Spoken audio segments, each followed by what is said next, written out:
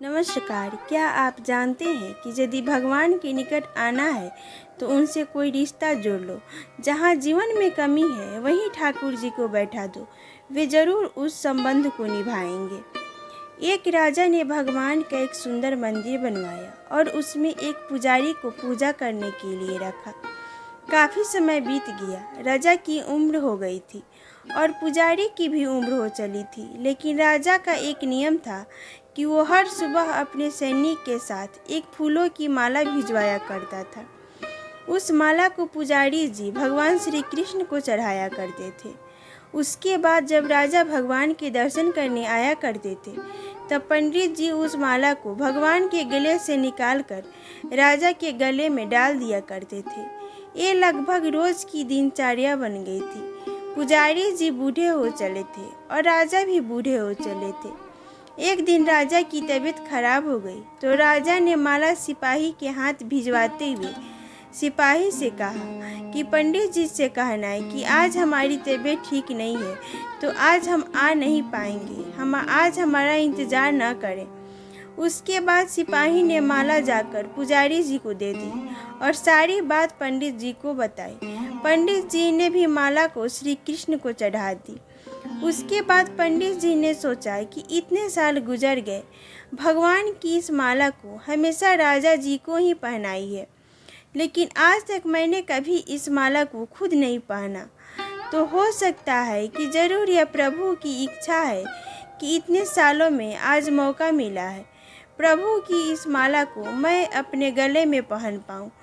यह तो परंपरा ही थी कि प्रभु की वह माला तो निकलती ही थी। इस बार पंडित जी ने वह माला अपने गले में डाल ली, लेकिन तभी सिपाही दौड़ते हुए आया और बोला कि महाराज को वहाँ कुछ ठीक नहीं लग रहा है, तो राजा साहब मंदिर की तरफ ही आ रहे हैं, आप तैयारी करना शुरू कीजिए। राजा को लगा कि इतने सालों से बनी हुई परंपरा कहीं टूट न जाए, इसलिए वह मंदिर की ओर आने लगे।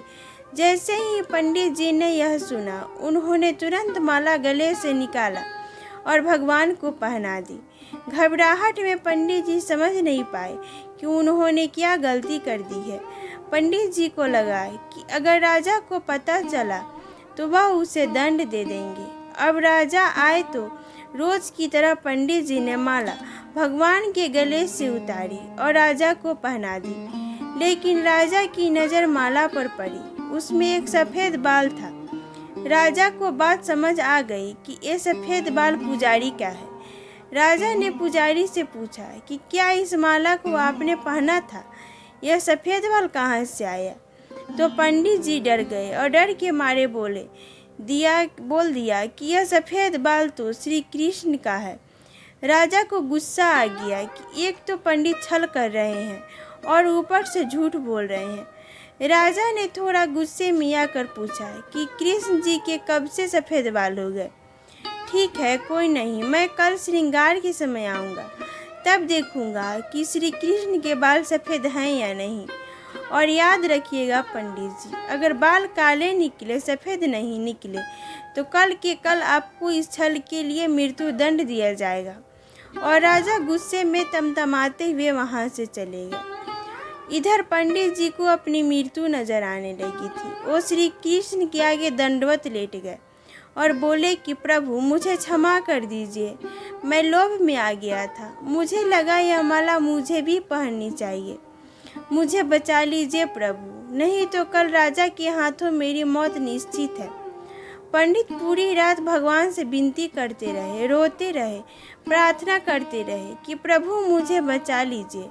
अगली सुबह राजा श्रृंगार के समय पहुँचे और पहुँचने के बाद राजा ने पंडित जी से कहा कि पंडित जी मुकुट उतारिए, मुझे बिहारी जी के केस देखने हैं। पंडित जी ने डरते डरते मुकुट उतारा और जैसे ही मुकुट उतारा राजा चौंक गए। श्री कृष्ण के मूर्ति के बाल सफ़ेद थे, लेकिन राजा को लगा कहीं ऐसा तो नहीं कि पुजारी फिर कोई छल कर रहा है, कहीं उसने अपने जान बचाने के लिए बाल रंगवा तो नहीं लिए। तो बाल की जांच करने के लिए वो बाल तोड़ने लगे और जैसे ही राजा ने बाल तोड़े, मूर्ति में से खून बहने लगा। राजा यह देखकर भगवान के चरणों में गिर गए। क्षमा मांगने लगे। क्षमा कर दो भगवान, मुझसे बहुत बड़ा पाप हो गया। मैं शक में इतना अंधा हो गया कि मैं सही गलत भी भूल गया। तभी मूर्ति में से आवाज़ आई कि राजा, तुमने मुझे सिर्फ मूर्ति माना, इसलिए मैं आज से तुम्हारे लिए सिर्फ मूर्ति हूँ। लेकिन इस पुजारी ने मुझ में साक्षात भगवान देखा, इसलिए उसकी जान बचाने के लिए मुझे अपने बालों को सफ़ेद करना पड़ा, खून की धारा बहानी पड़ी ताकि तुम्हें समझा पाऊँ। और उसके बाद राजा को अपनी गलती पर पछतावा हुआ, लेकिन अब कुछ नहीं हो सकता था। इसलिए तो कहते हैं कि अगर मानो तो पत्थर में भी भगवान है, नहीं तो साक्षात आपके सामने भगवान भी आ जाएं, तब भी आप उनसे उनकी सत्यता मांगेंगे। अगर आप सच में भगवान को देखना चाहते हैं तो आपको सिर्फ भाव होने चाहिए। ऊपर वाले पर बिना किसी शर्त के विश्वास रखो और अपने कर्म को निरंतर करते रहो। ऊपर वाला आपको उसका फल अवश्य देगा। Thanks for watching. Please like, subscribe and share.